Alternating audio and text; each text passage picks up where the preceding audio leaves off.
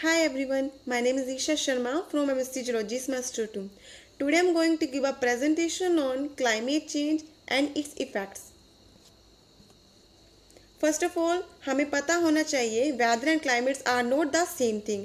ये दो different things हैं और इनका अलग अलग मतलब है. वेदर क्या है? वेदर शॉर्ट टर्म है, लिमिटेड एरिया में है, बहुत जल्दी चेंज होने वाला है, डिफ़िकल्ट टू प्रिडिक्ट है और आप जो अभी जब बाहर जाके जो ऑब्जर्व कर रहे हो वो आपका वेदर है. Next is climate.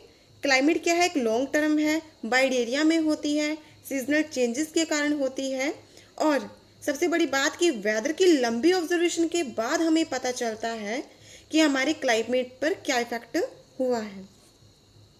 आगे इसके काउजेज पढ़ेंगे. Causes of climate change. Two type के काउजेज होते हैं. First one is natural causes, second one is human causes. Natural causes वो काउजेज होते हैं जो नेचर और नेचर के द्वारा होते हैं, जैसे कि volcanic activity, ocean current, solar radiation, इवेपोरेशंस.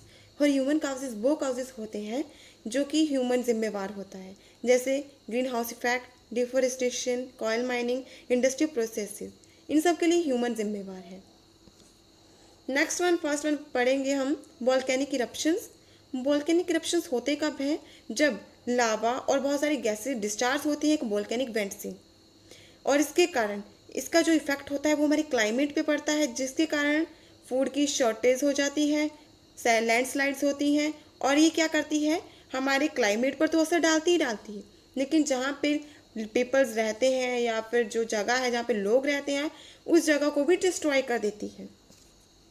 Next one is ocean currents. Ocean currents क्या होते हैं और कैसे काउज्ड होते हैं? ओशन करंट काउज्ड होते हैं विंड के द्वारा, density differences in water masses के द्वारा, बहुत ज़्यादा हाई टेम्परेचर के द्वारा, सैलिनिटी वेरिएशंस के द्वारा, ग्रेविटी के द्वारा. और सबसे बड़े इससे होता क्या है, हमारे अर्थक्वेक्स आ जाते हैं, स्टॉर्म्स आ जाते हैं जो कि खतरा है, डिस्ट्रॉय कर देती है ये भी जहाँ पे पीपल्स रहते हैं. Next one, solar variations. Solar variations क्या है? The change in the amount of radiations emitted by the sun. बोलता है कि जब सोलर मैक्सिमम हो जाएगा तो ये क्या होगा, बहुत ज़्यादा गर्म हो जाएगा, लेकिन जब सोलर मिनिमम होएगा तो ये कूल हो जाएगा. आगे है कि ग्रीन हाउस इफेक्ट क्या होते हैं. ग्रीन हाउस इफेक्ट एक नेचुरल प्रोसेस है जो हमारे अर्थ सरफेस को बहुत ज़्यादा गर्म कर देती है. बोलता है कि जब sun energy reach the earth atmosphere, some of its reflect back to space and जो रह जाती हैं वो ऑब्जर्व हो जाती है बाय ग्रीन हाउस गैसेज के द्वारा, जिसके कारण हमारा जो अर्थ का सरफेस है वो बहुत ज़्यादा गर्म हो जाता है और जिसके कारण ग्रीन हाउस इफेक्ट होता है. आगे जैसे इस डायग्राम में बताया है कि सन से लाइट आ रही है, जब भी वो हमारे अर्थ के सरफेस पे पहुंचती है कुछ तो रिफ्लेक्ट हो जाती है वापस स्पेस की तरफ, लेकिन कुछ वहाँ पे जो ग्रीन हाउस गैसेज हैं वो इनको ऑब्जॉर्व कर लेती हैं और हमारे प्लेनेट को बहुत ज़्यादा गर्म कर देती हैं, जिससे ग्रीन हाउस इफेक्ट होता है. और काउजेज क्या है इसके? Global warming, coal mining, deforestation, burning of fossil fuels, industrial waste, depletion of ozone layer, smog and air pollution, acidification of water bodies. आगे इसके प्रिवेंशन क्या है? सबसे बड़ा प्रिवेंशन तो यही है कि एफोरेस्टेशन. लंबे स्केल के ऊपर आप पेड़ लगाओ, जिससे क्या होगा, ऑक्सीजन का लेवल बढ़ेगा हमारे एटमॉस्फेयर पर और कार्बन डाइऑक्साइड का डिक्रीज होगा. और दूसरा है कि रिन्यूएबल सोर्सेज को हम जितना हो सके उतना यूज़ करें, जैसे कि सोलर एनर्जी, विंड एनर्जी, इन सबको ज़्यादा से ज़्यादा यूज़ करें. और सेकंड वन इज़ कि फॉसिल फ्यूल्स को कम यूज़ करें, जिससे क्या होगा, कार्बन डाइऑक्साइड का लेवल कम हो जाएगा. आगे global warming. Global warming gradual increase in the overall temperature of the earth atmosphere, जिसके कारण ये क्या होता है, ग्रीन हाउस इफेक्ट होता है. होता कैसे है? जब भी carbon dioxide, chlorofluorocarbon and other pollutant जैसे कि हाइड्रोफ्लोरोकार्बन का लेवल हमारे एटमोसफेयर पे बढ़ेगा तो उससे क्या होगा, ग्रीन हाउस इफेक्ट होगा और जिसके कारण टेम्परेचर बढ़ेगा, जिससे ग्लोबल वार्मिंग होगी. इफेक्ट क्या है ग्लोबल वार्मिंग के हमारे इन्वायरमेंट पे, हमारे क्लाइमेट पे? तो ये सबसे पहली बात कि हमारे इकोसिस्टम में स्ट्रेस काउज करता है. जब भी टेम्परेचर राइज होगा जिसके कारण वाटर में शॉर्टेज होगी, फायर थ्रेट्स होंगे, ड्रॉट होगा और डैमेज भी होगा. सबसे बड़ी बात, जब टेम्परेचर राइज होता है तो जो हमारे ग्लेशियर्स होते हैं वो मेल्ट होने लगते हैं और जो हमारे ओशंस हैं वहाँ पे इसका लेवल बढ़ जाता है पानी का, जिसके कारण ये हार्म पहुँचाते हैं एनिमल्स को, प्लेसेस को डिस्ट्रॉय कर देते हैं जहाँ पे जहाँ पे पीपल्स लिव रहते हैं। नेक्स्ट इसके प्रिवेंशंस क्या हैं, हम इसको रोक कैसे सकते हैं, रिन्यूएबल सोर्सेज, रिन्यूएबल एनर्जी के द्वारा, सोलर एनर्जी के द्वारा, geothermal, wind and biomass energy के द्वारा इसमें हम इसको प्रिवेंट कर सकते हैं। और हमें फॉसिल फ्यूल्स का कम से कम यूज़ करना होगा या तो फिर उसे स्टॉप करना होगा। Next one is coil mining. Coil mining एक ऐसी प्रोसेस है जिसके कारण हम कॉयल को ग्राउंड से निकालते हैं। कुछ जो स्टील एंड सीमेंट इंडस्ट्रियल्स हैं वो यूज़ करती हैं कॉयल का for the fuel for extraction of iron और एंड सीमेंट प्रोडक्शन के लिए। नेक्स्ट वन, इसके इफेक्ट्स क्या है हमारे इन्वायरमेंट के ऊपर। सबसे बड़ी बात कि जो कॉयल माइनिंग है वो इन्वायरमेंट पॉल्यूशन काउज करता है। इन्वायरमेंट पॉल्यूशन के कारण वो साथ साथ में वाटर एंड एयर पॉल्यूशन भी काउज करता है। और सबसे बड़ी बात, जो कोयल रिलीज करता है सल्फर डाइऑक्साइड, और हम जानते हैं कि जो सल्फर डाइऑक्साइड है वो एक हार्मफुल सब्सटेंस है जो कि एसिड रेन काउज करता है। और जो हम ऑक्सीजन ले रहे हैं, सबसे बड़ी बात, जब कॉयल माइनिंग जब पोल्यूशन क्रिएट करेगा, हमारे इन्वायरमेंट को पोल्यूशन करेगा, तो जो एयर होगी वो ऑटोमेटिकली पोल्यूट हो जाएगी। और बस उसी एयर को जब हम अंदर लेके जाएंगे, ऑक्सीजन को लेके जाएंगे, तो इससे काफ़ी बीमारियां होती हैं, जैसे कि asthma, lung cancer and respiratory infections, जिससे कि काफ़ी लोगों की डेथ भी हो जाती है। इसके प्रिवेंशन क्या है, हम lower impact mining techniques use कर सकते हैं, रिड्यूसिंग माइनिंग वेस्ट को यूज़ कर सकते हैं, इको फ्रेंडली इक्विपमेंट यूज़ कर सकते हैं, शटिंग डाउन इलीगल माइनिंग अपना सकते हैं, और कम से कम कॉयल का यूज़ कर सकते हैं। आगे डिफोरेस्टेशन।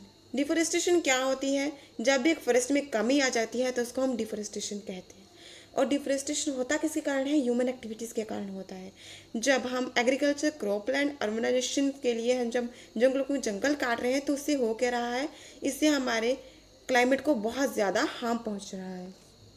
जैसे कि काउजेस, इसके काउजेस क्या है, जब भी ह्यूमन एक्टिविटीज़ के कारण डिफोरेस्टेशन हो रही है, उससे क्या हो रहा है कि हमारे क्लाइमेट चेंज हो रहा है, सॉइल इरोजन हो रही है, जिसके कारण फ्लडिंग आ रही है, और ग्रीन हाउस गैसेज एटमॉस्फेयर में बढ़ रही हैं। ऑटोमेटिकली है, जब भी डिफोरेस्टेशन होगी, ऑक्सीजन का लेवल कम होगा, और हमारे एटमॉस्फेयर के जो कार्बन डाइऑक्साइड है, क्लोरोफ्लोरोकार्बन्स हैं, हाइड्रोफ्लोरोकार्बन्स हैं, इनका लेवल ऑटोमेटिकली एटमॉस्फेयर में बढ़ जाएगा, जिसके कारण वहाँ पे ग्रीन हाउस गैसेज ज़्यादा हो जाएंगे और ग्रीन हाउस इफेक्ट काउज होगा। इसके प्रिवेंशंस क्या हैं, हमें प्लांट्स लगाने होंगे, कम से कम पेपर का यूज़ करना होगा, रिसाइकल पेपर का यूज़ कर सकते हो, कार्डबोर्ड का यूज़ कर सकते हो, रिसाइकल प्रोडक्ट्स यूज़ कर सकते हैं हम, और ओनली सस्टेनेबल बायो प्रोडक्ट ही वुड प्रोडक्ट्स ही हम यूज़ करें। और सबसे बड़ी बात की हम जंगलों को आग से बचाएं। बोलता है कि जब ये बहुत बड़ी प्रॉब्लम बनी तो जो हमारी गवर्नमेंट है उसने यूएनएफसीसीसी का गठन किया, जिसका मतलब United Nations framework convention on climate change. ये हेल्ड हुआ था इन ब्राज़ील में, रियो डी जेनेरियो में 12 जून 1992 में। इसका सबसे बड़ा मुद्दा ये था कि जो हमारी डेवलप्ड कंट्रीज थी, जिनकी अधिक से ज़्यादा जो हमारी प्रोडक्शन थी, इकोनॉमी थी, वो फ्यूल प्रोडक्शन पे डिपेंड थी, उन पर ये ज़्यादा लागू होता था कि वो अपने ग्रीन हाउस गैसेज को लिमिटेड करें और इन चीज़ों का कम से कम यूज़ करें। जिसके कारण क्या था, इसका यही था इस संगठन का कि जो ये प्रिवेंट कर सके, जो भी हमारी एंथ्रोपोजेनिक इंटरफेरेंस थी उसको कम से कम कर सकें और उसे रोक सकें और हमारे क्लाइमेट को बचा सकें। तो इसके लिए कई एग्रीमेंट साइन हुए थे, जो उसमें से था एक क्योटो प्रोटोकॉल। ये एक इंटरनेशनल एग्रीमेंट था। ये एक क्योटो में, जापान में एक जगह है, क्योटो शहर है, जहाँ पे ये एग्रीमेंट साइन हुआ था। 11 दिसंबर 1997 में हुआ था। इसका भी यही था कि ग्रीन हाउस गैसेस को कम किया जाए। बट ये फोर्स में कब आया था, 16 फरवरी 2005 में ये फोर्स में आया था। इसको साइन करने वाली जो नेशंस थी वो 150 नेशंस ने इसको साइन किया था। आगे इसके एम्स क्या थे, सबसे बड़ा एम तो यही था कि इसको कंट्रोल करना था एंथ्रोपोजेनिक ग्रीन हाउस गैसेस को, और उन ग्रीन हाउस गैसेस को भी कंट्रोल करना था जो हमारे एटमॉस्फेयर में होती हैं, जो भी हमारे ग्रीन हाउस गैसेस में पाई जाती हैं, जैसे कि carbon dioxide, nitrous oxide, methane, perfluorocarbon, hydrofluorocarbon, sulphur hexafluoride. और सबसे बड़ी बात था कि जो इसमें हमारे एटमॉस्फेयर में जो ग्रीन हाउस गैसेस की कॉन्सेंट्रेशन को उनको लेवल पे स्टेबलाइज किया जाए। नेक्स्ट जो एग्रीमेंट उसके बाद साइन किया गया था वो था मॉन्ट्रियल प्रोटोकॉल। ये साइन हुआ था 16 सितंबर 1987 में। ये भी एक इंटरनेशनल एग्रीमेंट था, असाइन हुआ था 197 कंट्रीज़ के द्वारा। बट ये अप्लाइड कब हुआ था? 1989 में इसे अप्लाई किया गया था। और सबसे बड़ी बात कि जब ये साइन 16 सितंबर में हुआ था तो उसी दिन के बाद हम ओजोन डे 16 सितंबर को मनाते हैं। मॉन्ट्रियल प्रोटोकॉल का मेन यही था कि वो हमारी जो ओजोन लेयर है उसको बचा सके, उसके इफेक्ट को, उस पर जो इफेक्ट हो रहा है उसे कम कर सके।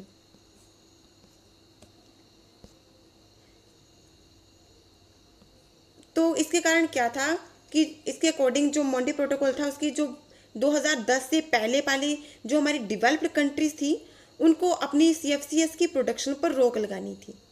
लेकिन जो डेवलपिंग कंट्रीज थी, जो अभी डेवलप हो रही थी, उनको ये था कि उनको अपनी CFC की प्रोडक्शन पर कम्प्लीटली स्टॉप लगाना होगा 2010 से पहले।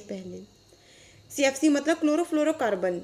और जो 2010 से पहले ये कहा गया था कि क्लोरोफ्लोरोकार्बन के साथ साथ जो हाइड्रोफ्लोरोकार्बन्स हैं उसको भी बैंड किया जाए, क्योंकि ये भी हमारे ओजोन लेयर को डिप्लीट कर रही थी। और उसके बाद जब 15 अक्टूबर 2016 में एक और एग्रीमेंट पास हुआ जिसका नाम था किगाली एग्रीमेंट। किगाली एग्रीमेंट के अकॉर्डिंग ये था कि जितनी भी CFC क्लोरोफ्लोरोकार्बन है एंड हाइड्रोफ्लोरोकार्बन है, उसके साथ साथ जो और भी गैसेस हैं उनको भी पूरी तरह बैंड किया जाए जो हमारे ओजोन लेयर पर इफेक्ट कर रही हैं। ये तो थे कुछ एग्रीमेंट जो सरकार के द्वारा थे इसको रोकने के लिए, क्लाइमेट चेंज को रोकने के लिए, उस पर इफेक्ट होने वाले इफेक्ट को रोकने के लिए। लेकिन खुद से हम क्या कर सकते हैं? सबसे बड़ी बात कि जो क्लाइमेट चेंज है वो सबकी प्रॉब्लम है, ना कि एक एजेंसी की, ना कि गवर्नमेंट और ना ही साइंटिस्ट की। ये सबकी प्रॉब्लम है, सबको साथ मिलकर इसका सॉल्यूशन करना होगा। तो उसके लिए कुछ प्रिवेंशंस हैं। रिन्यूएबल रिसोर्सेज, मेनली हमें जितना ज़्यादा हो सके रिन्यूएबल रिसोर्सेज को यूज़ करना होगा। Solar, wind, geothermal, biomass could भी सॉल्यूशन हो सकता है ये आपका। Next one is air pollution prevention. सबसे बड़ी बात, हमें फॉसिल फ्यूल को कम से कम यूज़ में लाना होगा। जब भी फॉसिल फ्यूल्स का ज़्यादा से ज़्यादा यूज़ होगा तो उससे होगा क्या कि हमारे इन्वायरमेंट में एयर पोल्यूशन होगा, और जिसके कारण हमारी वायु जो हमारी एयर है वो पोल्यूटेंट हो जाएगी, वाटर पोल्यूटेंट होगा। और यदि एयर पोल्यूशन होता है तो उसके कारण लोग वही हवा, वही सांस वही लेते हैं, वही पानी पीते हैं, जिसके कारण उनको काफ़ी सारी प्रॉब्लम्स फेस करनी पड़ती हैं, काफ़ी सारी बीमारियों से लड़ना पड़ता है। सबसे बड़ी बात कि कुछ लोगों की तो डेथ भी हो जाती है। इसलिए हमें इंडस्ट्रियल्स को भी कम से कम यूज़ करना होगा, इंडस्ट्रियल्स को भी दूर कहीं स्थित करना होगा, जिसके कारण ये कम से कम प्रिवेंशन को रोका जाए। आगे रिसाइकलिंग एक सिंपल सा मेथड है, सॉल्यूशन है जो इसको रोक सकता है। हमें वापस से चीज़ों को दोबारा से रीयूज़ में लाना होगा, रिसाइकलिंग करनी होगी उनकी, जिससे क्या होगा, वेस्ट कम होगा। जैसे कि फॉर एग्जांपल जैसे कि प्लास्टिक है, प्लास्टिक को हम जितना ज़्यादा रिसाइकिल करें वो ठीक है, लेकिन क्योंकि वो हम जानते हैं कि जो प्लास्टिक है वो बहुत ही ज़्यादा हार्मफुल गैसेस प्रोड्यूस करती है, जिसके कारण जो लोग जैसे हम मानव जाति है उसको बहुत बड़ा खतरा होता है इससे। इसलिए हमें कम से कम इसका यूज़ करना होगा, रिसाइकलिंग करनी होगी। सबसे लास्ट और जो सबसे इम्पोर्टेंट है वो है education. Educate yourself and others. Bye education से हम ये मैसेज इजीली स्प्रेड कर सकते हैं और अपने जो प्लेनेट उसको प्रोटेक्ट कर सकते हैं बाय एजुकेटिंग से, क्योंकि हमारे जो क्लाइमेट चेंज है वो कई लोगों को तो पता ही नहीं होता कि हमारे क्लाइमेट चेंज हो रहा है, और ये सबसे बड़ी प्रॉब्लम बनती जा रही है। इससे काफ़ी इफेक्ट्स हो रहे हैं मानव पे, ह्यूमन हेल्थ पे, और हमारी प्रजाति पे, क्लाइमेट पे बहुत ज़्यादा, टेम्परेचर, एटमॉस्फेयर पे, हमारे प्लेनेट को सबसे ज़्यादा इससे खतरा है। इसलिए बायो एजुकेशन से एक सोल्यूशन बन सकता है बायो एजुकेशन, कि हम लोगों को जागरूक करें और उन्हें बताएं और कम से कम इसको रोकने का प्रयास करें। Thank you.